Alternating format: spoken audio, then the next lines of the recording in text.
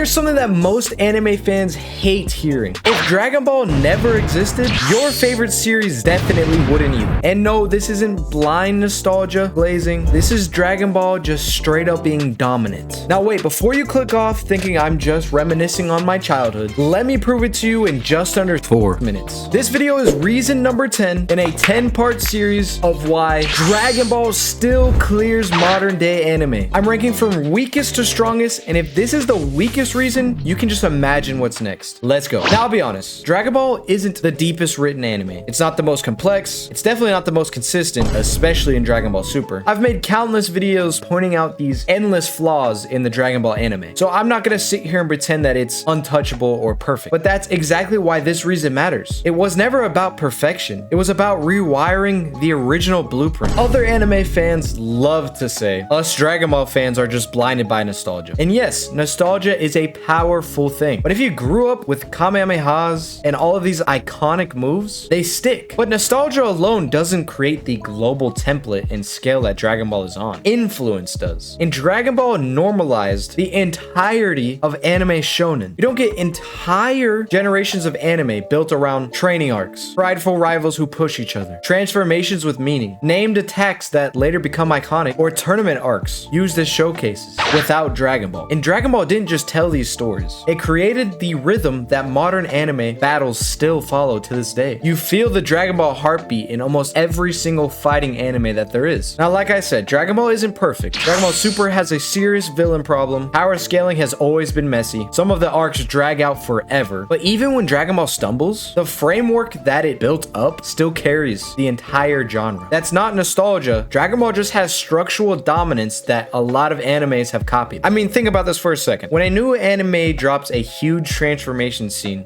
Gear 5 Luffy, they don't compare it to a different anime or part of literature or something like that. They compare it to Super Saiyan. When characters in other animes power up because they're mad, you always think back, this is what Goku did on Namek. When you break it down, Dragon Ball is the measuring stick. It is the influence at a foundational level. And its dominance isn't only about it being one of the first. It's the amount of saturation that the series has. Dragon Ball didn't just get big in Japan. It hit America, Latin America, Europe, and then all the kids who grew up on it became writers, directors, animators. So if someone says Dragon Ball is only big because it was first or because of the nostalgia, no, it's big because it literally seeded the entire ecosystem. So you might prefer darker writing. You might prefer tighter pacing. You might prefer more complex villains. But all of the emotional mechanics that you enjoy in anime, Dragon Ball made and stress test them first. And they proved that it could be a thing that prevails globally, not just a small niche thing. But hey, that's just how I feel. As previously mentioned, this is a 10-part series breakdown, and the next video is even harder to argue against. And if you want to see where I'm not so kind of Dragon Ball, click the video on the screen right now on how Dragon Ball Super has a major villain problem. Don't forget to like the video, and I'll see you guys in reason number 9.